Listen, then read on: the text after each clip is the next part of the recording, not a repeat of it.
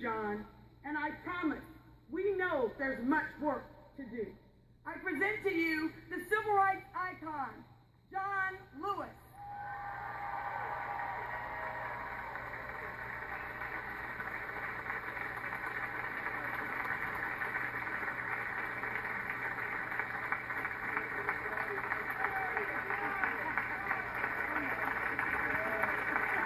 Thank you, Terri. Thank you, my dear. Thank you, my sister, my colleague, for those kind words of introduction. My beloved brothers and sisters, members of the American family, on this day, we as a nation have a great deal to be thankful for. Jimmy Lee Jackson,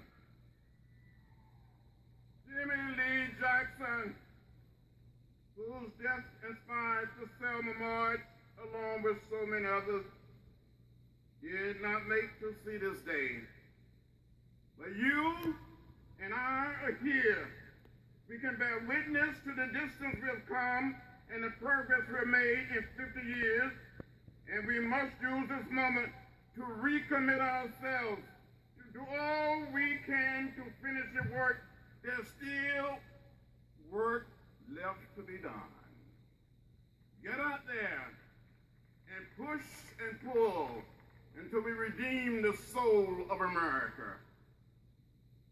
Now I want to thank President Barack Obama and Mrs. Obama, President George Bush and Mrs. Bush for being here today.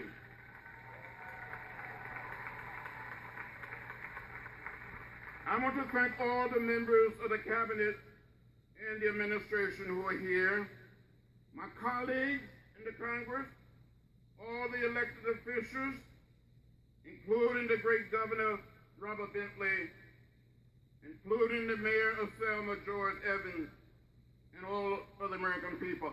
I would like for all members of the Congress in our delegation just to stand.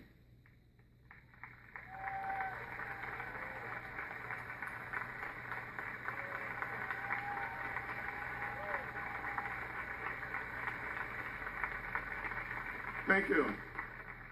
I want to thank the Faith and Politics Institute for bringing us together one more time, and the co-leaders of our delegation, Senator Tim Scott, Senator Sherry Brown, Representative Sewell, and Representative Martha Roby. Thank you so much.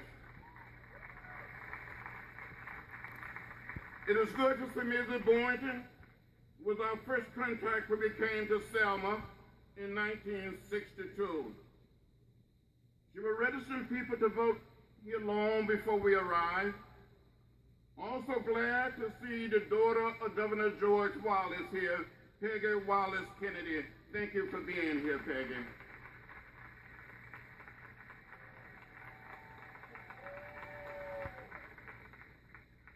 And I want to thank each and every one of you who marched across the bridge on Bloody Sunday. You didn't have to do it, but you did it. Thank you.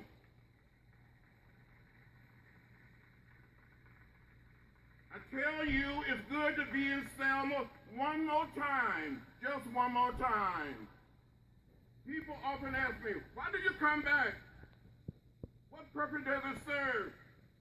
We come to Selma to be renewed. We come to be inspired. We come to be reminded that we must do the work that justice and equality calls us to do. On March 7th, 1965, a few innocent children of God, some carrying only a bedroll, a few clutching a simple bag, a plain purse, or a backpack, were inspired to walk 50 dangerous miles from Selma to Montgomery to demonstrate the need for voting rights in the state of Alabama. On that day,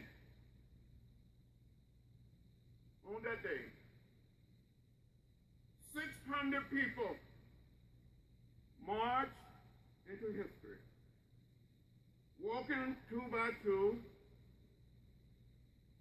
down the sidewalk, not interfering with the free flow of trade and commerce, not interfering with traffic,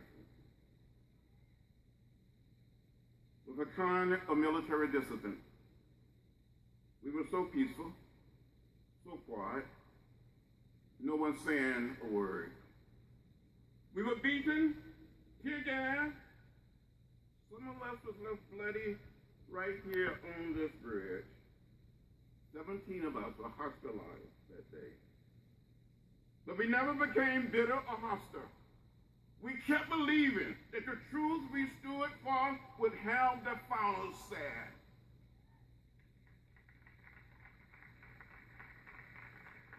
This city, on the banks of the Alabama River, gave birth to a movement that changed this nation forever. Our country will never, ever be the same because of what happened on this bridge. 8 days after Bloody Sunday, the President of the United States, Lyndon Baines Johnson, delivered one of the most meaningful speeches ever made by any president on the question of voting rights. He said, the time of justice has come. I believe sincerely that no force can hold it back. Even on this side, it is right in the eyes of man and God that it should come. He said, at times, history and fate meet at a single time and a single place. The shape of turning point in man unending search for freedom. He went on to say, so it was at Lexington and Concord. So it was at Appomattox. So it was in Selma, Alabama. Each of us, let's go back to our homes after this celebration and build on the legacy of the March of 1965. The Selma movement is saying today that we all can do something. So I say to you, don't give up on the things that have great meaning to you. Don't get lost in a sea of despair.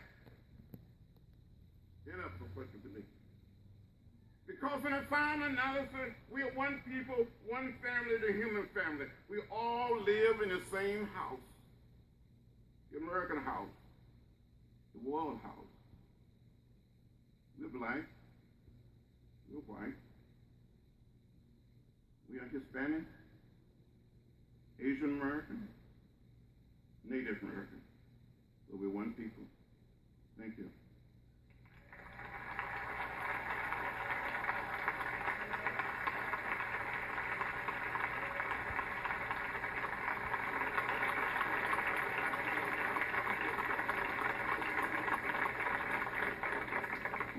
My beloved brothers and sisters, it is a great honor for me to return to my home state of Alabama to present to you, not to introduce to you, but to present to you the President of the United States.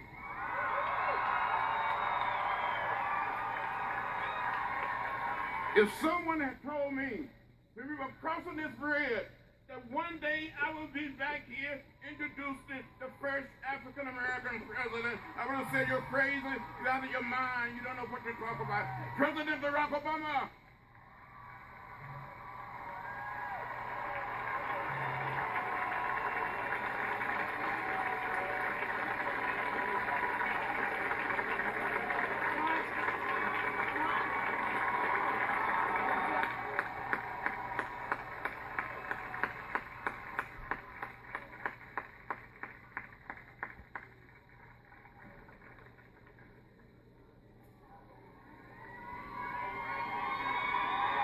Well, you know I love you back.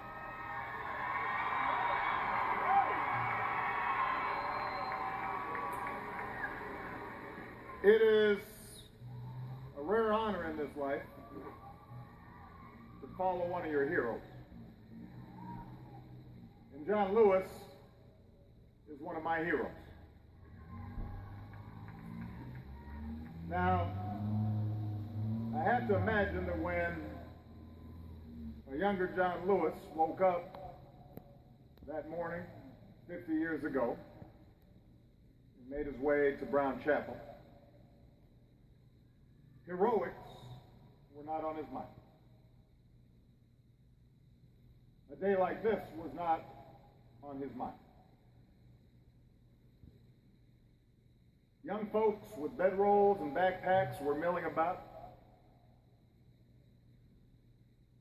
Veterans of the movement trained newcomers in the tactics of nonviolence, the right way to protect yourself when attacked.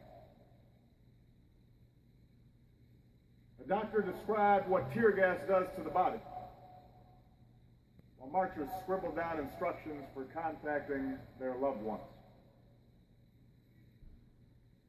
The air was thick with doubt, anticipation, and fear. And they comforted themselves with the final verse of the final hymn they sung. No matter what may be the test, God will take care of you. Lean, weary one, upon his breast. God will take care of you. And then his knapsack stocked with an apple, a toothbrush, and a book on government. All you need for a night behind bars. John Lewis led them out of the church on a mission to change America. President and Mrs. Bush, Governor Bentley, Mayor Evans, Congresswoman Sewell, Reverend Strong, members of Congress, elected officials, foot soldiers, friends, fellow Americans. As John noted, there are places and moments in America where this nation's destiny has been decided.